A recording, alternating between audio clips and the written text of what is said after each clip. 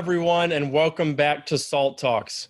My name is John Darsie. I'm the managing director of SALT, which is a global thought leadership forum and networking platform at the intersection of finance, technology, and public policy.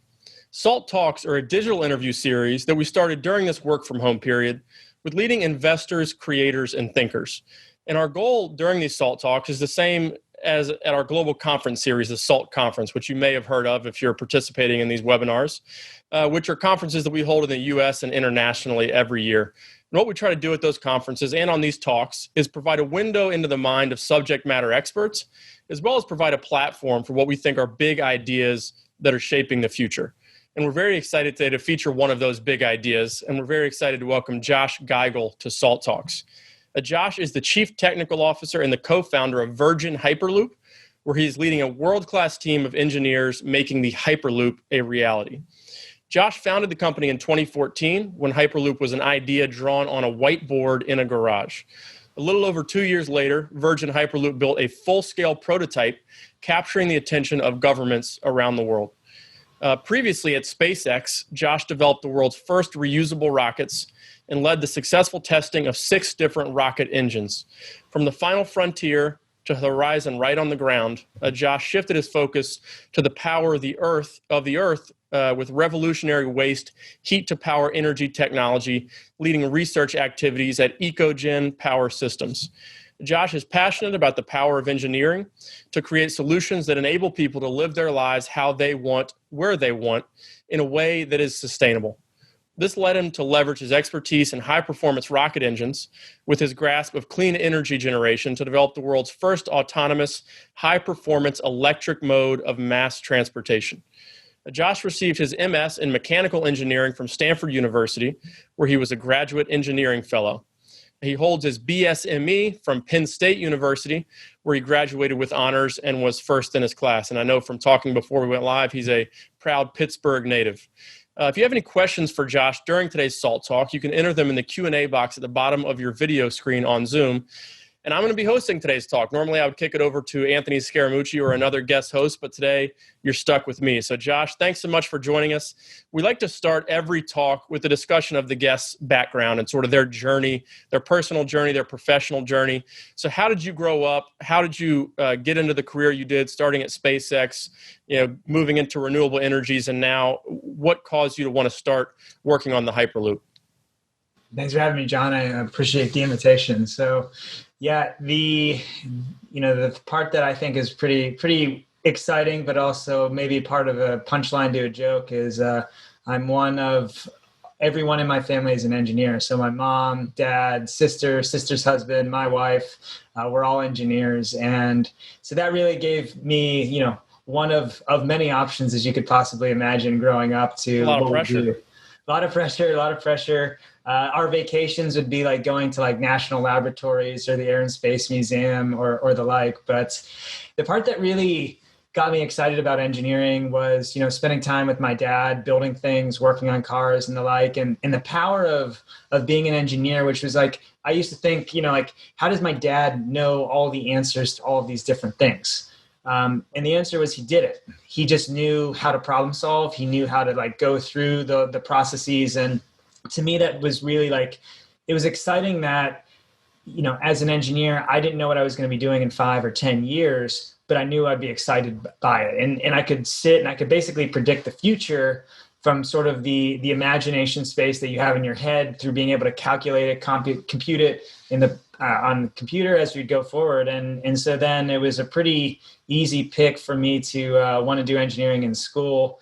And then went to Penn State for undergrad, which was it was an exciting time. I mean, I think Penn State does, well with sort of people that grow up within the state and really giving them a good kind of technical education. And my eyes really got opened going to grad school at Stanford about what the power of being an engineer could be, which is, to imagine the future you want to live in and then go create it. And you started to feel this energy, this vibe, this buzz. And I had got from a former colleague before who said, you should go check out this company called SpaceX. This is when I was about ready to do some, qualifications for the PhD and the like. And I went down to SpaceX. This was right before they had their first successful flight in 2008. And there was just an energy, there was just the buzz. It was a small company, interviewed with Elon, and it was kind of that transformational moment. And I remember talking to my advisor, and he described what my PhD would look like. And I said, there's nothing I'd rather do less than what you just described.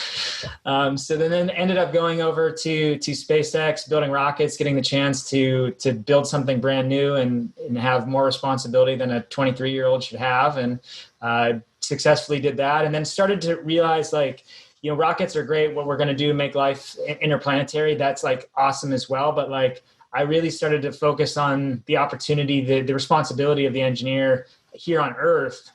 Started to go to some like new ways to make power, some using carbon dioxide and things like that, built some really successful things there. And then really started to look at this transportation space and think like, wow, like A, no one's built anything like Hyperloop before when Elon put out the white paper. B, it's going to be around long after we're gone. It can change, it can reduce emissions, it can make the environment more sustainable. And more importantly, the mission of the engineer is to let people live the way they want to live without destroying the world around them.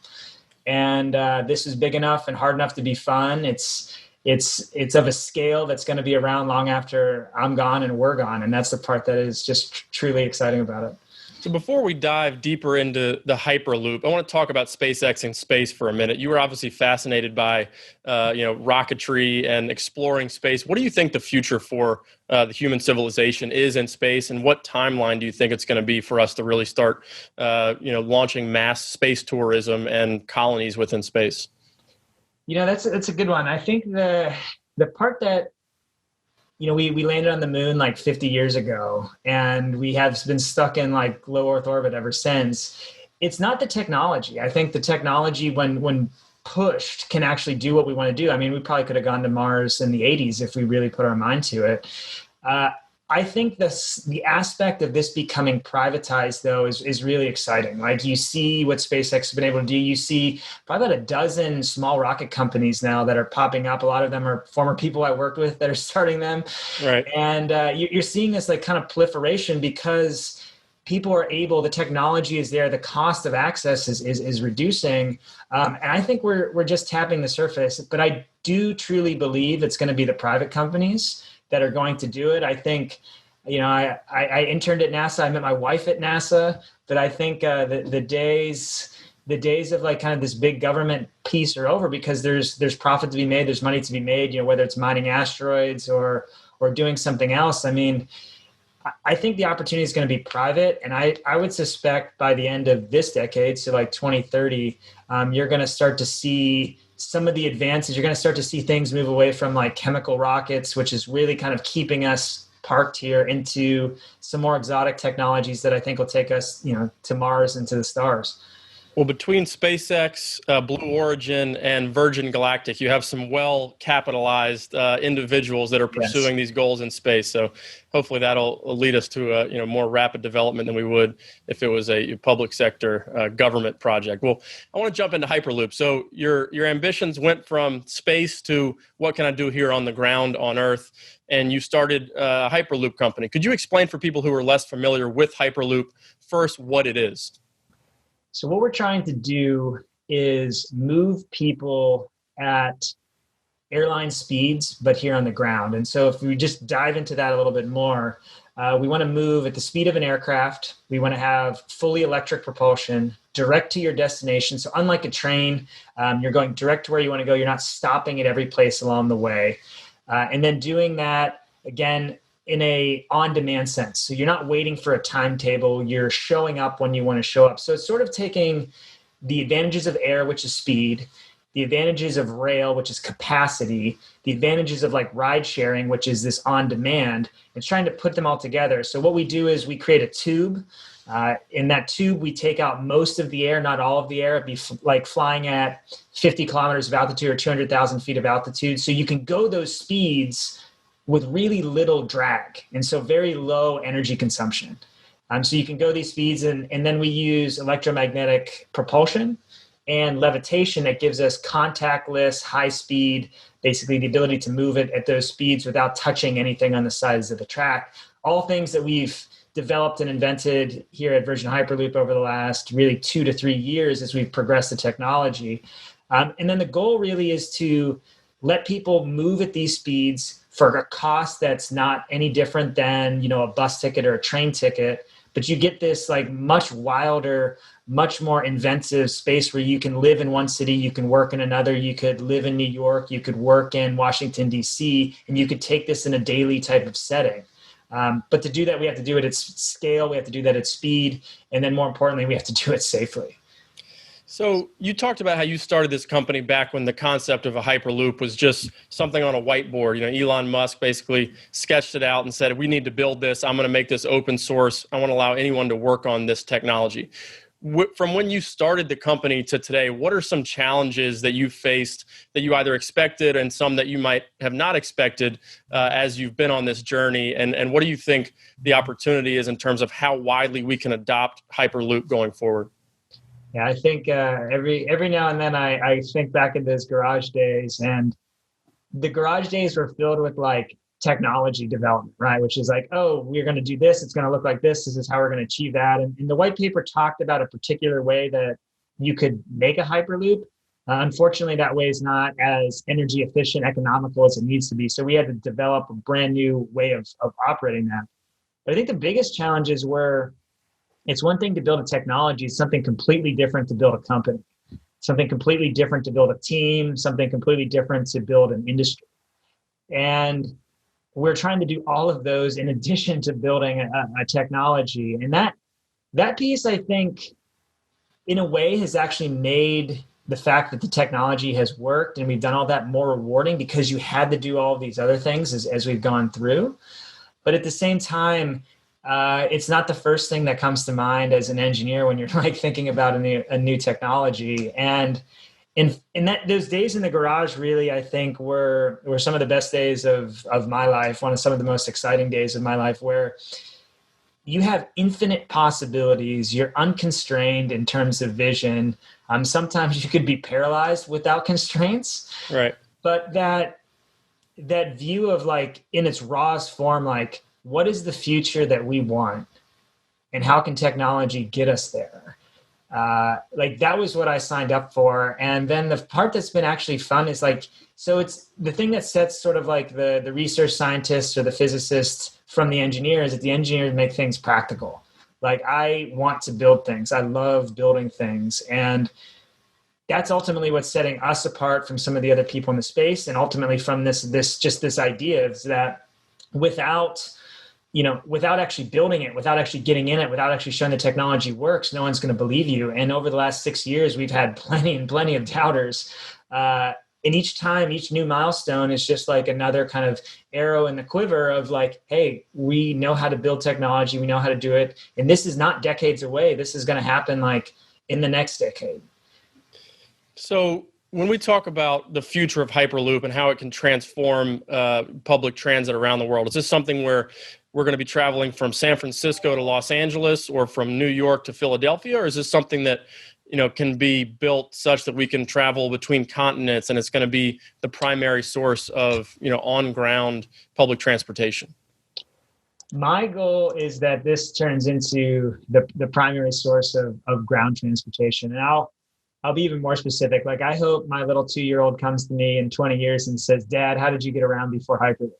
Like that's the level of the ambition like that I'm what trying you rode a train, you rode an Amtrak train that averages 30 miles an hour and takes, longer than it would take to drive to go between major cities. Yeah. And you're going to pay like $300 to ride that train or something like that. Right. Like that's not the future I want for him nor myself.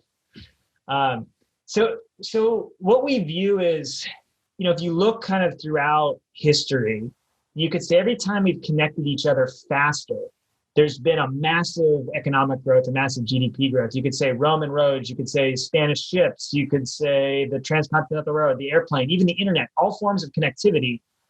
But we haven't seen the same level of innovation, same level of development on the mass transportation space as we've seen with some of these other areas. And so we want to keep growing, want to be more connected, but yet our infrastructure, the speed of our infrastructure is actually restraining us. We've gone backwards, actually. We had supersonic airplanes, and for a variety of reasons, those were shelved, and we've actually gone backwards, especially in the United States. Yeah, and like the transatlantic times by flights have actually gone down because the energy consumption needs to be lower, and so they're slowing the speeds down. And so when you look at what this could be, if you started taking people off of the road and started connecting, we'll call it just the U.S. for right now. Imagine you had a couple of basically, hyperloop highway systems that, maybe 2 or 3 routes that went east to west, and you had a couple that went north to south, sort of crisscrossing the grid. You could have same day connectivity for goods, for people, and then do it in a way that's actually environmentally sustainable. So you could take all of the pollution that comes from transit of air, of road, of that, you could move it to electric, which could be powered by renewables. And you could do that in a way that's actually satisfying the needs. Like right now, it takes 4 or 5 days to go from Los Angeles to Chicago on a train.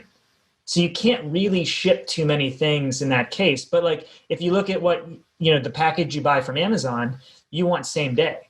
But what if I could do same day from a central place in, just make it up, Nebraska, 4 corners of the US, and I can do that at the speed of flight, at the energy efficiency. You can combine that with autonomous last mile solutions.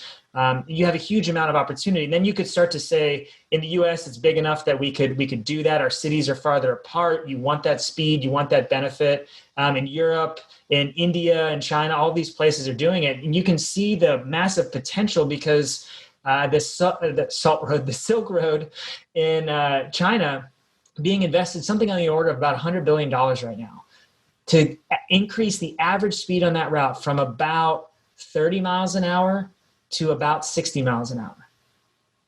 Like, we're talking 10x that.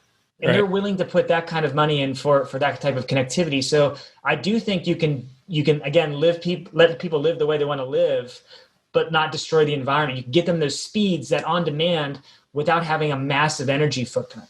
So what type of speeds are we talking here at the upper end of what you think we can achieve?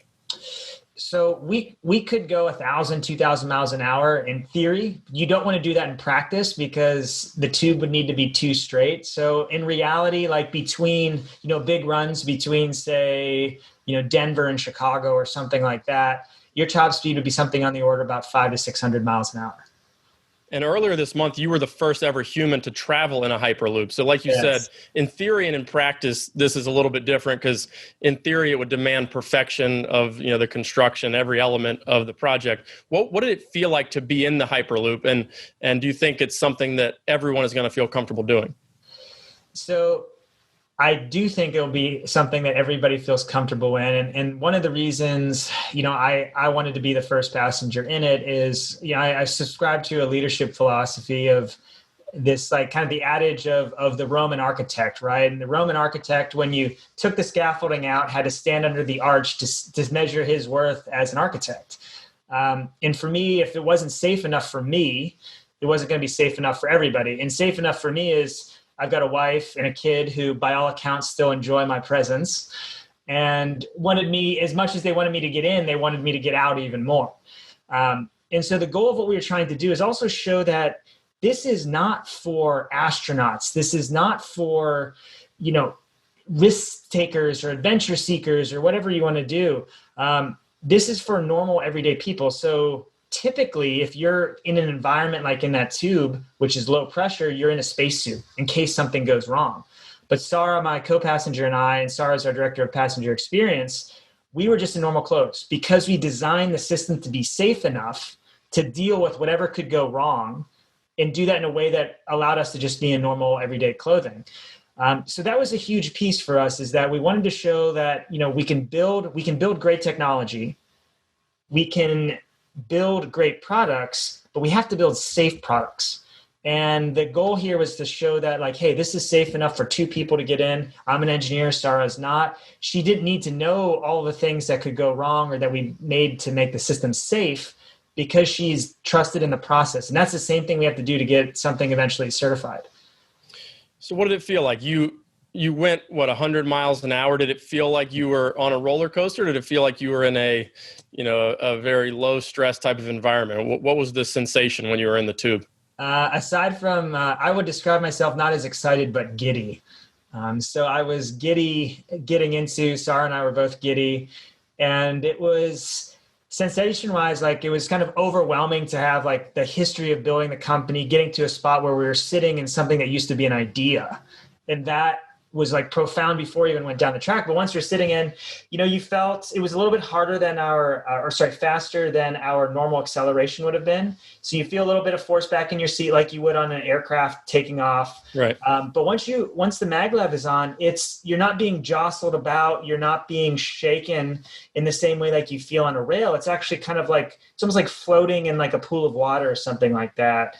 And I think the only bummer was that it was only about 400 yards long, so it was about a 20-second test, and it was kind of like, can we go again, guys? Can we go again? Well, as we get into winter here, I'm yearning for a Hyperloop that can take me from New York to where you are in California for a little better weather. So hopefully you can get speeding up on your development. But you talked about the fact that you wanted to be the first one to step into the tube. It's the same thing. Richard Branson, who we know well, has spoken at our SALT conference several times. He wants to be the first one with Virgin Galactic. He's going to be the first one to go into space as part of their space tourism. So, it's a certainly a noble stance to take in terms of safety. And it's one of those things where, as soon as Tesla has an accident with one of its self-driving cars, it's splashed all over the newspaper, but they don't write about all the different accidents and the dangers that exist inherently with our current infrastructure, whether it be cars or the current technology behind trains. So, hopefully this becomes a zero risk proposition, which I think it has a much better chance of doing than traditional forms of transportation. Yeah, certainly, we don't have people that can run across our street chasing a ball. We don't have weather. We don't have, we're autonomous, but we're also actually like an easier form of autonomous, right? Because we're in a confined environment. And I couldn't agree with you more. I mean, progress requires mistakes.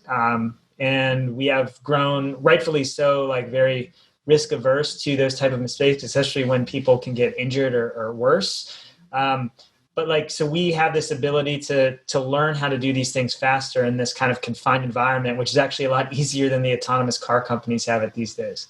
So what's it like raising capital for a company that has such a moonshot type of mission? We've talked about some of the space travel companies. They're obviously well capitalized by their founders, but when you're raising capital for a business that's financial strength is going to be long down the road, sometimes it can be a little bit challenging, and you have to get people to buy into that story. What's been the reaction from the genesis of your Hyperloop company to today, and how have investors reacted to the recent developments that have taken place, with your first test ride in the tube? So it's been quite a journey with that. I mean, I've been called a lot of things, and I've been called a lot of things in those type of investor meetings. I'll keep most of them to myself, but at the beginning, we really had kind of these, as you said, moonshot believers, like, hey, this could be a truly transformative technology. And that really funded, we've raised over $400 million to date. That really funded kind of the first 100 million or so. But we all knew that this is not a software company. We're not building apps and things like that. This is a company building hardware, and that requires like a lot of capital. So we moved from some of those moonshot investors, some of those big guys, which, huge risk takers, but smaller checkbooks, and started moving into more of the strategic partner side of the fence. So the strategic partner were people who are looking to diversify some of their business interests or diversify some of their manufacturing capabilities. And so started looking at a different type of investor. The biggest one that we've had to date is a group called DP World, which is Dubai Ports. And they wanted to move up. They typically move shipping containers. They own about 75 ports around the world, but they wanted to move up into logistics chain. And the chairman, Sultan bin Sulayem, who's our chairman as well, he saw the opportunity that like, hey, this is going to transform the way goods can move. And I want to get in on that earlier. I want to use some of the automation technology, the magnetic levitation technology, and some of these other areas that can do that, and started finding these strategic partners. And, we've had ups and downs on the fundraising piece. And the part that's been challenging has been, they want to see, does the technology work? Can it be made safe? Do you have a regulatory pathway? And do you have a customer? And so, about 3 years ago, we didn't have very many of those things. We had the path to technology, but it not working yet. And in the last 3, we've shown that the technology works. Here in the US, we've done a lot of work with the Department of Transportation over the last 2 years. And about 4 months ago, they issued this is how a Hyperloop would be regulated. This is the agency. So that was great, kind of clarified that. The third is we made it safe, but the test that we did 2 weeks ago.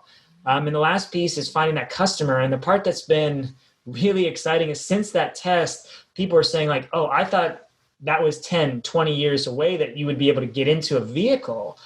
And now I don't want to say my phone's been ringing off the hook, but the excitement from regulators, the excitement from people that are hey, I can use this for my project that's happening in the next 5 years, in the next 10 years, not a project in 2035 or 2040. This is something I should look at now. And so I think we're just starting to scratch the surface of the aftermath of that test, really incentivizing and accelerating the idea that we can change the way that people are moving today and in the next decade, as opposed to 15 or 20 years from now. So California is an example. They had a high-speed rail project that's now sort of been scrapped or at least postponed for the time being, because the thought is they're going to spend billions of dollars and the technology potentially would be obsolete by the time the project is done. How close are we to, whether it's California or Dubai or China or other places, what has been the reaction from governments? You talked about how it's been very positive since you did the test run. How close are we to getting to the point where governments, whether it's in the U.S. or internationally, are to actually appropriating funds to diligently build out Hyperloop infrastructure? So in the U.S., we're targeting passenger certification of our commercial system. We did a 2-person test that's growing, pods getting bigger to about a 28-person pod. We're targeting that certification around 2025. But the big key that came from the announcement 4 months ago from the Department of Transportation is that by saying that we're officially a mode of transportation that's subject to regulation, but also subject to public funding and the like, is a huge kind of leap for us. So now we have access to things like RIF loans and TIFIA loans to develop projects. But you also look at where some of the incentives lie. So in the US, the Department of Defense basically funds technology development, right? Department of Energy funds technology development slightly differently, but the Department of Transportation really doesn't. But for every dollar spent on, better forms of connectivity, you get $3 or $4 worth of GDP growth that comes out of it. But I think that view of high-speed rail is accurate, right? We're potentially spending billions of dollars on something that goes slower than a plane, costs more than a plane, and is a technology that's derived from stuff that's 100 years old. And that's what we're trying to sell something different is instead of doing that, you can build, a 21st century solution to 21st century problem.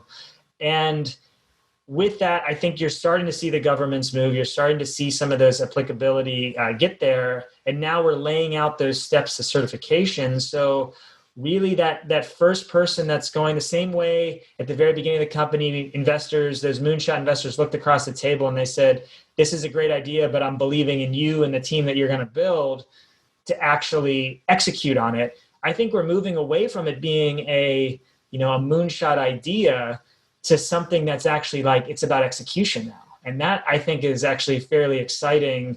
And actually part of the purpose of doing the test that we did 2 weeks ago.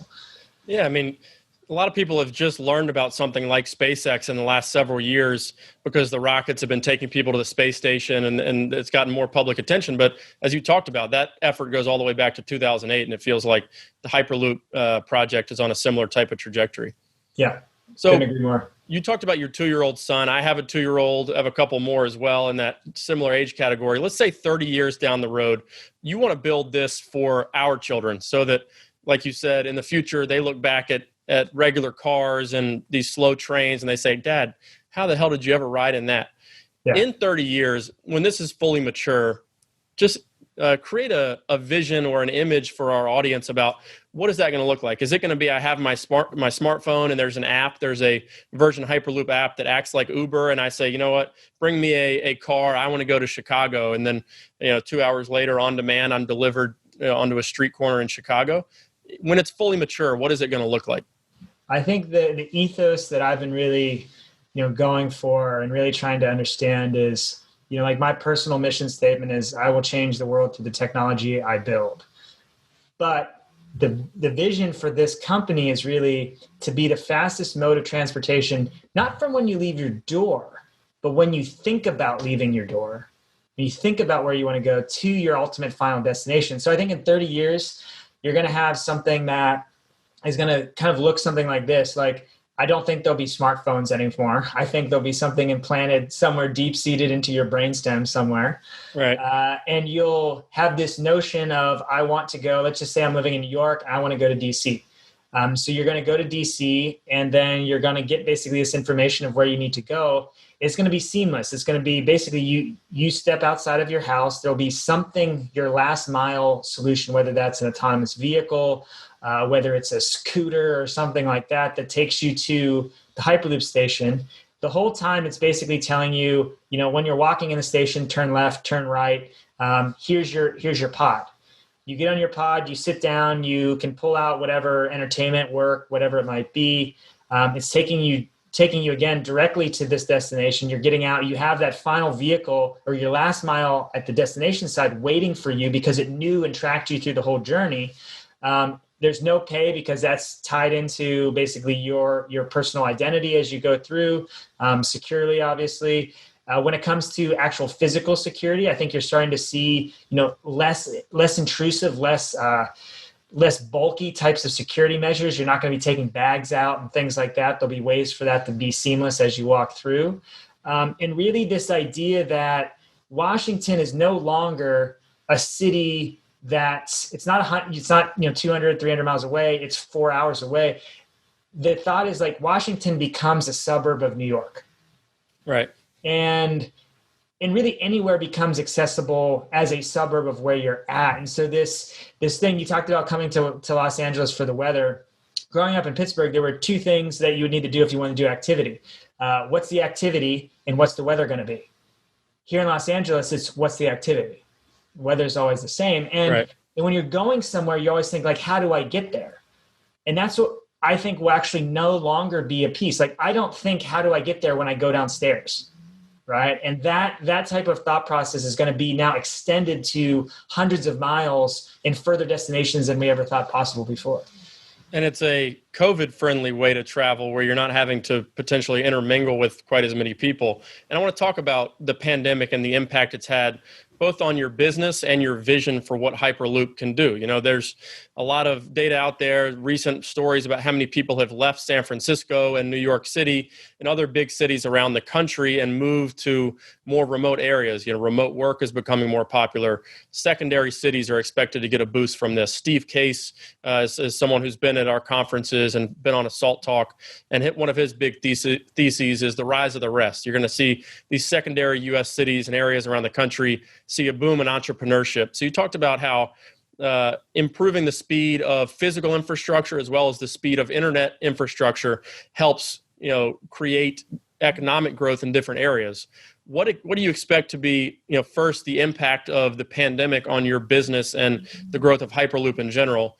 And two, what do you think the impacts of, a more proliferation of Hyperloop technology bringing people more quickly to different areas of the country? What do you think that has in terms of its impact on the economy and the future of work? So it's certainly been an interesting time, and we build hardware. We are a company that's all working in a spot. We didn't have anybody really working remotely before the pandemic hit. It's certainly been an adjustment to my leadership style. I really like being in there. I like building things. I like being out in the shop, seeing what's going on. So it's been a challenge to do in this remote setting. And so we've changed the way that we've worked some things. We have our test facility in Nevada. It's been getting okay, but there's going to be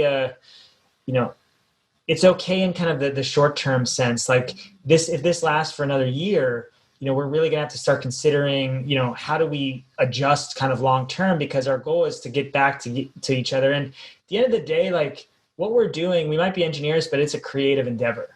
Instead of paint, our canvas is technology and our paintbrush is science and math. And like this idea of how we actually work, like a musician works really well with other musicians. And with all the conversations being forced, it becomes a bit challenging. So we're trying some new ways. We're getting smaller groups together, like outside at some of our facilities to do that. Obviously the latest surges, probably going to put that on hold again.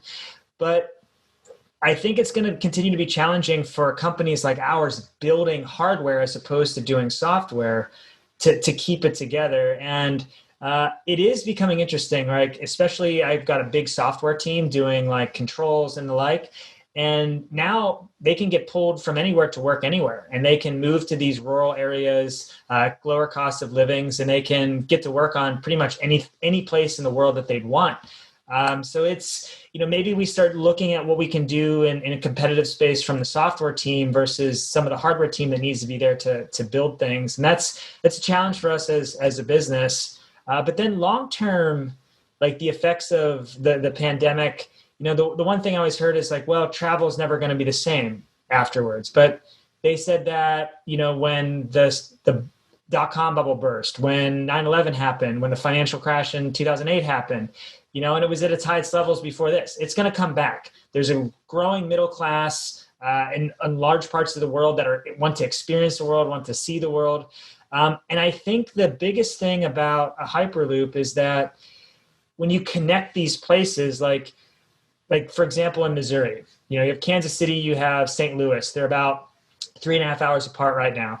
You can connect those in 30 minutes. And now all of a sudden you have basically a 7 or 8 million population center in the Midwest connected faster than you can get across uptown, New York. Right. And so you could create like the dynamic that exists on the population centers on the East and West Coast. You can connect that in the heartland. And then you could, more importantly, there's lots of things I like about Los Angeles, but there's lots of things I love about Colorado too. And that ability to have this kind of quick on-demand type of setup back and forth, I think is going to allow people to work in some of these more remote settings. And maybe when they have to come into the office 2 or 3 days a week, not 5 days anymore, they're going to be able to do that from a more disparate or more distant place. And I think that's only going to be enabled if the transportation mode is fast and it's economical. And that's what we're trying to do. Right. So we have a question from a member of our audience about the ability to use existing infrastructure. So existing rail lines, existing highway routes, is that going to be something that we can do to accelerate the build out of mass infrastructure for Hyperloop, or is it going to be a heavier lift where we're having to dig or build new areas where we run the Hyperloop tubes through? I think in the cities, you're probably going to have to start, the benefits of the cities are getting to the city centers, right? Or connecting to the existing infrastructure that might be there. So that's probably going to be where you do some tunneling. Our tunnels are a lot smaller than high-speed rail tunnels with a much higher level of service. But the other thing that's really interesting, that route I talked about in Missouri on that highway corridor is basically along the I-70 highway. Right. And the majority of what we're doing, because we're inside of a tube, we need a much smaller width, much smaller right-of-way, and you could actually put it in the highway median. Right. The fact that we can bank like an aircraft instead of like a train means we can go higher speeds on tighter right-of-ways, like we're looking at one between Chicago, Columbus, and Pittsburgh. And you can use existing right-of-ways as much as possible, so you won't necessarily be able to build on the infrastructure that's there. You do need new infrastructure, but you could build on the existing right-of-way, which would mean this would actually be quite a bit faster to get in than having to go, not in my backyard type of setup. So we have another question from our audience about what it's like working with Elon Musk. So is he as smart as everybody thinks he is? Tesla, after a brief dip in terms of its market value, is now trading back at all-time highs. He helped lay the groundwork for Hyperloop technology. He's building one of the preeminent space exploration companies in addition to the work that he's doing with Tesla. So what's it like working with him? And is he the genius that we all think he is? I certainly learned a lot from him, and then certainly watching him do his thing. And the thing I think is really profound that I've really tried to adopt is the steadfastness of his vision. So when I first interviewed with him in 2008, he told me in the interview process, I want to make a rocket that can land 10 times. Right. And that was... What did you think when he said that? Did you think he was crazy? I like the idea. I just never heard anybody say it. Right.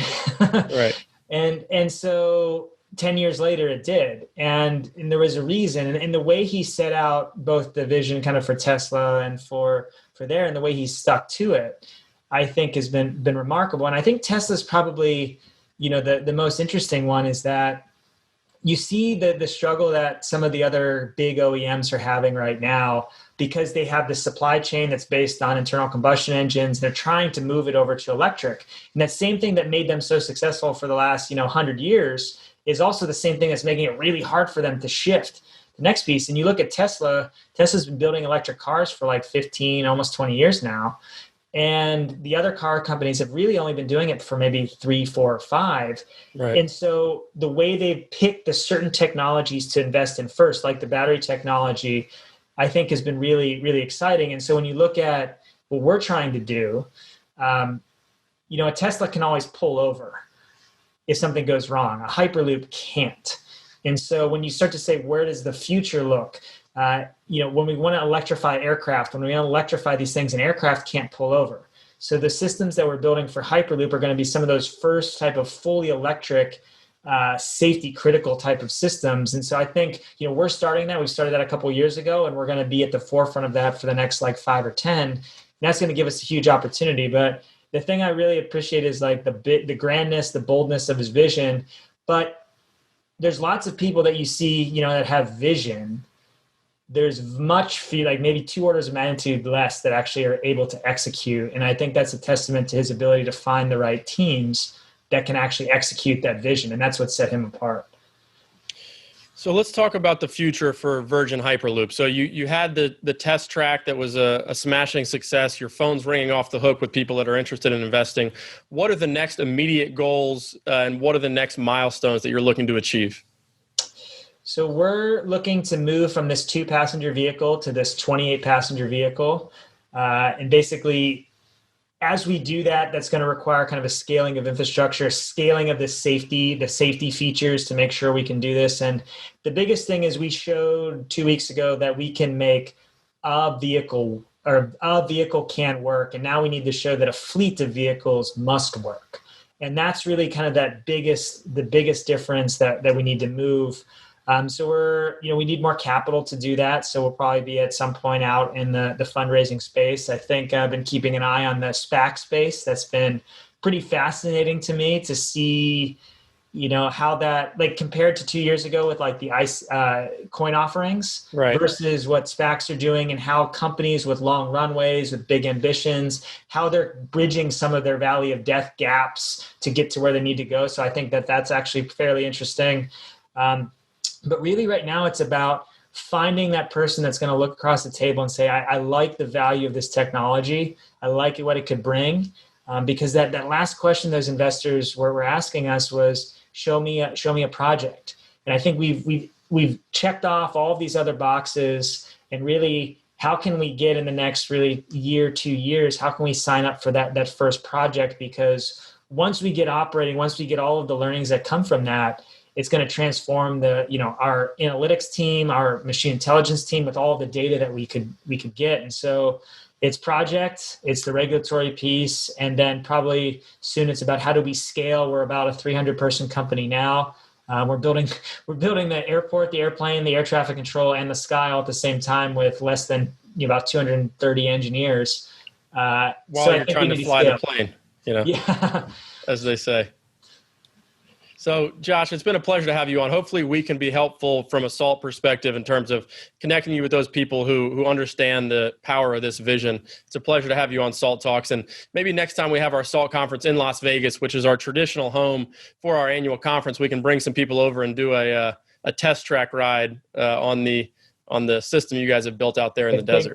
We would definitely love to have you guys at site, but it's magical. You can touch, feel, lick, whatever you want to do. It's a visceral experience. All right. Hopefully the licking can be saved for after the pandemic is over, yes. But all the other stuff sounds good. Josh, thanks again for joining us. It was a pleasure having you on.